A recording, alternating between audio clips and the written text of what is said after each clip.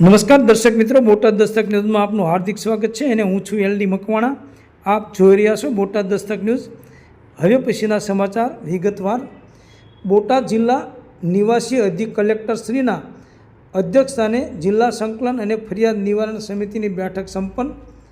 બોટાદ જિલ્લા નિવાસી અધિક કલેક્ટરશ્રી PL જણકાંતના અધ્યક્ષસ્થાને જિલ્લા સંકલન અને ફરિયાદ નિવારણ સમિતિની બેઠક યોજાઈ હતી, જેમાં નિવાસી અધિક કલેક્ટરશ્રીએ પ્રજાકીય પ્રશ્નોના સમયસર, ઝડપી અને સુચારુ ઉકેલ લાવવા તમામ વિભાગના અધિકારીઓને અનુરોધ કર્યો હતો।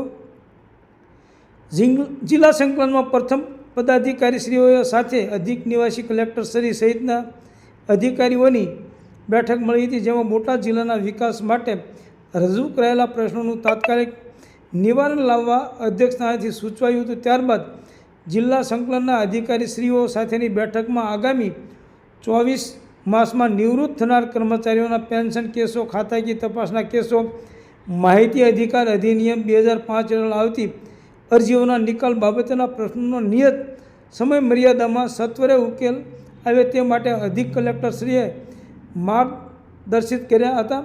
અધિક કલેક્ટરશ્રીએ બોટાદ જિલ્લામાં વિવિધ વિભાગોની કામગીરી બિરદાવી તમામ અધિકારીશ્રીઓને શુભેચ્છાઓ પાઠવી હતી। જિલ્લા કલેક્ટર કચેરીના કોન્ફરન્સ હોલ ખાતે મળેલી બેઠકનું સંચાલન નાયબ કલેક્ટરશ્રી દ્વારા કરવામાં આવ્યું હતું, જેમાં બેઠકમાં જિલ્લા આયોજન અધિકારીશ્રી દ્વારા આગામી સપ્તાહમાં યોજાનારા દિશા કમિટીની બેઠક અંગે ઉપસ્થિતોને માહિતગાર કર્યા હતા। બોટાદ જિલ્લા કલેક્ટર કચેરીના કોન્ફરન્સ હોલમાં મળેલી બેઠકમાં જિલ્લા પંચાયતના પ્રમુખશ્રીના પ્રતિનિધિ શ્રી પાલજીભાઈ પરમાર, જિલ્લા ગ્રામ વિકાસ એજન્સીના નિયામક શ્રી ભાર્ગવભાઈ પટેલ સહિતના જિલ્લા સંકલનના અધિકારીશ્રીઓ ઉપસ્થિત રહ્યા હતા।